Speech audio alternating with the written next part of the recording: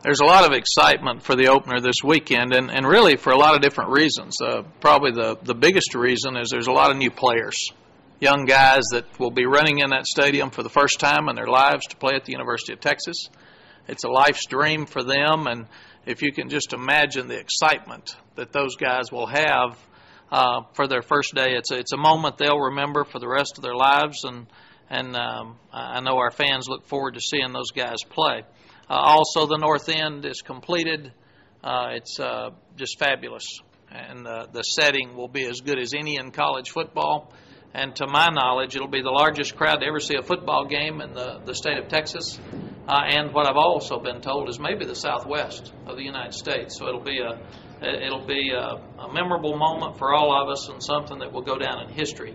We're also very excited that Vince will be back for the honoring of the retired jersey in pregame. And all of the names of the retired jerseys now are in the North End Zone. They'll be there forever.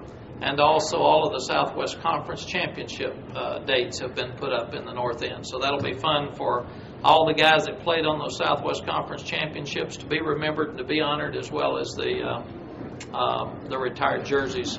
Bobby Lane and Tommy Nobis, two of our other great players, will be honored at a later date, but not this weekend. And also, I think everybody's excited about Florida Atlantic. Here's Howard Snellenberger, who's got a real history as a professional and college football coach.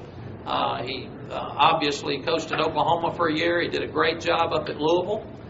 He was on an assistant coach on the team with Coach Shula that won 17 games at Miami Dolphins and won the Super Bowl. And then he came back and won a national championship at the University of Miami. In 2003, he won 11 games at Florida Atlantic. In 2004, they won 9, and then last year they won 8 and won the Sun Belt Conference Championship. So they didn't just show up last year. They've done a good job in their 8 years with the program, and he's done an amazing job. Our team motto will be consistently good to be great, because we felt like that we've got to play better each week. We've had a lot of great games. Most of them have been great games, but when we haven't played well, for whatever reason, we've got to figure that out. And we've got enough depth, and we've got to have great energy and passion every time we go out there. So we mean this for off the field. We mean you got to be consistently good to be great in the classroom, and it carries over onto our practice field and then to the games on Saturday. We'll practice at 3:30 this afternoon. We'll have a full pads practice. We will finalize our game plans by Wednesday. A lot of times you put your game plans in for last week. You look at them over the weekend. You work on them Monday, Tuesday, and then before Wednesday's practice, really, you probably, like a bowl game and an opener, in most cases you have too much in because you've had so much time to prepare that you have to cut some things back. So we'll look at that. And the same with the depth chart. We'll announce a depth chart today, but the depth chart will continue to be evaluated every day. And then some of the decisions will be made on Thursday, because we will not practice after Thursday's practice. Some of the decisions, it looks like, may come down to pregame with the kickers and the punters and so forth that we'll talk about later. Will Muschamp and Greg Davis will call Will will call the defenses, and Greg will call the offenses. One of the things that's key when you've got new staff members, especially like Will calling defenses, and he hasn't worked with his staff before, all of the coaches need to keep their mouth shut when the defense is being called and when the play is being called on that phone during a ball game.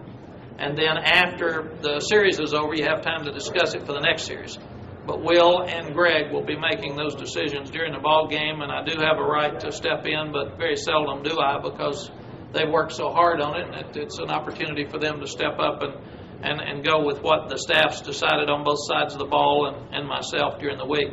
Greg will be upstairs in the press box. The other offensive coaches will be on the boundary, and Oscar Giles will be upstairs for the defense. So those two will be upstairs. Everybody else will be downstairs. And another thing that's really unique about opening ball games, they're usually determined by turnovers and kicking game mistakes. But the other thing that's really key is because you've got so much new personnel, and especially on kicking teams, and it'll be 98 degrees, is that you make sure that if there's an injury that occurs during the game and it takes someone out of the game, that you've got to get that correspondence to all of your coaches so you don't have a penalty with too few players on the field or too many, because a lot of times a guy can run out and come back in. So the doctor has to get it to Kenny Boyd. Kenny Boyd has to get that information to Jeff Madden, and he gets it to the appropriate coaches and myself.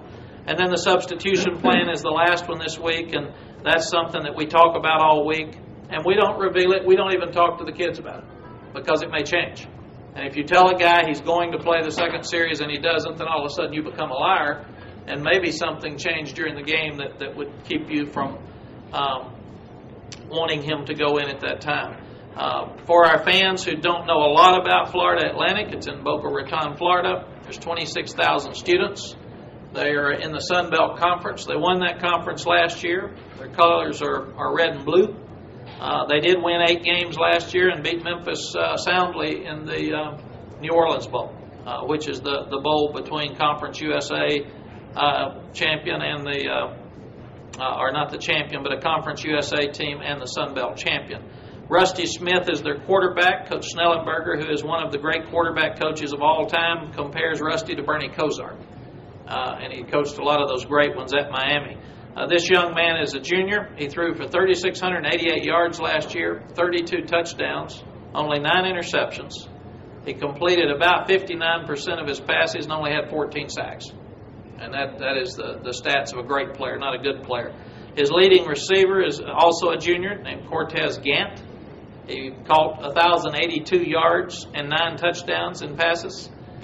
He also caught about 17 yards per catch, 16.9 yards every time he caught the football. So he is definitely a big play threat. These guys scored on the average of 30 points a game. They had 400 yards offense per game. They've got 8 seniors on defense, and they're very, very aggressive. In fact, their offensive coordinator is Gary Nord, who has been the longtime offensive coordinator of Coach Snellenberger and also was the head coach out at El Paso in the early 2000s. As we said, Coach Snellenberger coached with the Miami Dolphins. He won the national championship at Miami in '83. At Louisville, he did such a great job. They built a new stadium. In fact, Texas played him a couple of times. He's 5-0 in bowl games and actually upset Alabama in the Fiesta Bowl one year.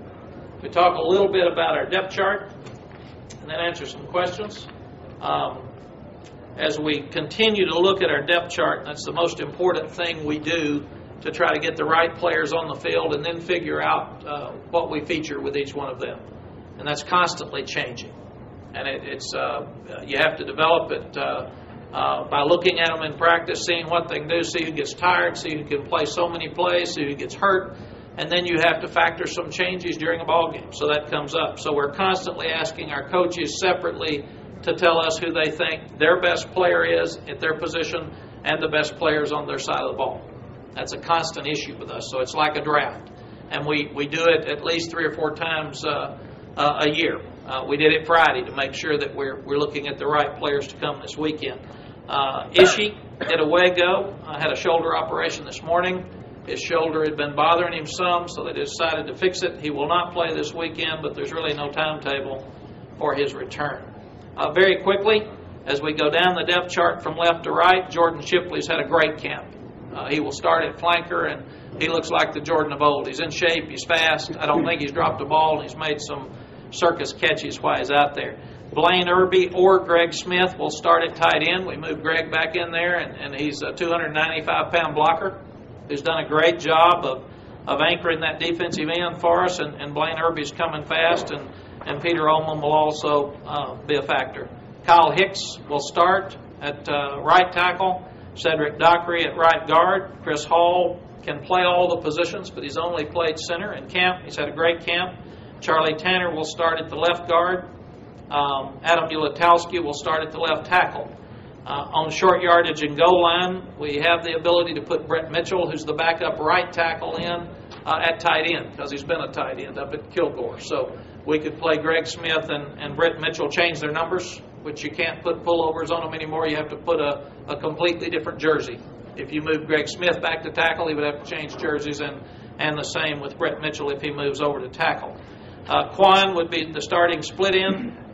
Vondrell McGee and Chris Obaniah are still competing for that starting running back job. Fozzie got behind a little bit when he dinged his knee. and then Cody Johnson and Luke Tiemann are competing at the fullback. At the quarterback spot, obviously Colt would start unless we start with a Q package, and that would put Colt and John Childs both in the ball game. You go down to, or let's go up to the defensive group first. Brian Arakpo will start at defensive end.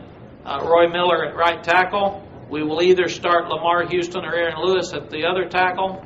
Henry Melton or Aaron Lewis will start at the power because we count Aaron as a starter. We go down to Sergio Kendall. We'll start at Sam. Rashad Bobineau and or Jared Norton both have had great camps. We'll start at the Mike linebacker. And then Roderick McElroy's had a great camp also. He will start at will, but Bobineau has played a lot at will during camp, so he can move out there if we need him to. Ryan Palmer will be the starting corner. Curtis Brown is very competitive with Ryan. He had a tight hamstring a couple of days and missed a little work, which got him behind, but we feel like Curtis will play on Saturday. Earl Tom and all five, here's where we're still, the kickers, the punters, and the safeties, we're still trying to separate. All five of those safeties can play. We've gone to right and left safeties, so they're competing, and we're grading every film every day to see which one deserves to get on the field. And right now, we cannot make a decision on who is going to start if we play today. We're just not there yet. Deion Beasley and Shockey are bracketed because Shockey's had a great camp as well. And we feel like he's come a long way, and we may even consider playing more defensive backs than we have in our past. Right now, all of the kickers, they seem to change every practice, and the punters the same way. And we thought if we gave you a starter today, we'd go out this afternoon and practice, somebody missed 3 field goals, and we have to change it again. So what we're doing is just keeping it like it is. So until the weekend, and we should be able to move further. There are 10 true freshmen that are listed on this depth chart with a possibility to play this weekend. That doesn't mean they will play, but that means they've practiced in preparation to play. And that also doesn't mean that the ones that aren't on this list won't have a chance to play, because that's day to day, and obviously with injuries and the way that they would come along, it might change as we go through. Questions? Coach, as you enter this season 2008, have you ever had an experience with the defensive backs being so green and just it's that many question marks with the defensive backs? No. Has this been a challenge to you more so than ever before? Yes. You'd love to play older defensive backs. These guys are really talented. We're really excited about watching them. It's interesting that the best thing that Florida Atlantic does, they throw it as well as anybody in the country, and the thing that we've had the most trouble with is stopping the pass. So what a great opener for us to give us a test and see where we are. And it'll challenge Will and Dwayne as they're looking at their schemes. But these guys are really talented. They're very much like the bunch we lost that won the national championship, and we played them when they were young. Michael Huff, Cedric Griffin, all those guys were redshirted freshmen when they played. We played Michael Griffin as a true freshman. So it's back to where we were 4 or 5 years ago, and sometimes you have all those defensive backs that play for 4 years, and it's hard to catch up. And right now we're catching back up. So these guys, we're excited about it. It's obviously a concern, but it's only a concern because they haven't been out there. And we're going to need our fans to really help us, because we're going to probably give up some plays. Coach, you got a lot of depth on the defensive line. Is that something that's going to relieve some of that pressure on the defensive backfield? Well, we hope. We need more pass rush out of our front four and not just blitz, and that's something we've talked about for years. It's harder to sack a quarterback now than ever before because the rules changed, and they can get rid of the ball. And this guy's really good at it, and he's well taught, and only had 14 sacks last year. So getting to him and sacking him is not as prevalent with this game as getting to him and pressuring him. And there's a difference. You'd like to get to him and make him get rid of the ball too fast. And if you get a sack, it's great. It's usually to sack a quarterback now, they turn and all of a sudden they're caught in a group. It's when they can see you, they're going to get rid of the ball, Colt included. But we do feel like that big guys get tired, they're not as quick. So we got to keep fresh guys in the game. And one of our keys to this week is to figure out how many plays to play each one of the big guys. Is Malcolm Williams emerging as that third receiver? Yes, there's a group in that group right now, and that's why we don't have a starter at the third receiver today. So if we had to say who it would be, we would play. We might play 2 tight ends more, because we're not ready to step out and say it's Malcolm or Brandon or James or. And it's again because of inconsistency. One plays great, and then the next day they don't. So you think tight ends maybe are more consistent than your younger receivers? Some days. What we've had in camp is we've had a great camp. We've had one of our best camps, but in some positions we've had too much inconsistency, and that's why you can see we don't have a starter. Coach, can you talk Quan and Jordan, yes. Other guys right now, yes, no, yes, no. You all print this was going to be a start, and the next day he drops 4 passes, and we have to see it. You all don't get to see it, so I'm telling you, this having too much information is really a bad thing for a coach. Can you talk about the camp that Sergio's had? Yeah, Sergio's had a great camp. He's really worked hard. He missed Will in the spring, obviously, with his injury, and he's been attentive. He's had a great camp. He's really hustled. He's been healthy. He's worked a little bit in a nickel package at Rush, but most of his work's been at Sam, and we're really excited about watching him play. Is this going to be kind of a breakout year for him? Well, I hope so. Hope so. Last year was, and the last year was. They have to play. They have to stay healthy. They have to be excited, and they have to play good to have a breakout year, and that's what we hope with each one of them. We'll take 2 more questions. One of the real exciting things about football is you never know. We're all sitting here with opinions. We have no clue how some are going to respond. And I watch them every day. I recruited them and know them, and I still don't know how they'll respond in front of 100,000 or if they'll stay healthier. So that's one of the neat things about this. There's a lot of speculation from everybody that's fun. Yes? Coach, you talked about a little bit on Friday how you felt like the team didn't do as well as they could have in the season opener. That said, what's the expectation, and do you think that it kind of sets the tone closer for early part of the year? Yeah, we've been really good in season openers by and large. And last year we were up 21-3 at halftime, and I thought the crowd kind of left and the team kind of left, and we all kind of said, and then all of a sudden we looked up and we turned it over a couple of times, and old quarterback scored in one. They kicked a field goal. I didn't think we were going to lose the game, but we didn't put it away. And that was what we needed to do. And it seemed like that was the personality of that team for about 5 weeks. So we're trying to make sure this bunch is consistently good, and they do finish. And we've been really hard on this group now. We've probably been as hard on this group from every minute of every day, from being late to a meeting to demanding that they do every little thing possibly right as we could be. So I asked most of them what they did this weekend. They said slept for 10 hours because we gave them a day or 2 off, and that's good. I think they're excited about playing. But you really pull for this team because they've done everything right. They have worked well enough to play well, so hopefully it'll work for them. What has Von Drell done that's been so consistently good? Just powerful. He's 209 pounds. He runs 4.3. He's really protected the ball well. He's gotten better in the passing game, and we're excited about what we've seen from Von Drell.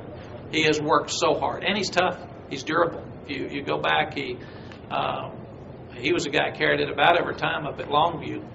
And I do remember our coaches watched practice one day, and they said they were really physical and hit him, and he didn't even blink. He just got right back up and went to work. So it'll be fun to watch him on Saturday because we've seen him some, but we haven't seen him enough. Okay. Thanks, Coach. Thanks, Coach. See you Saturday.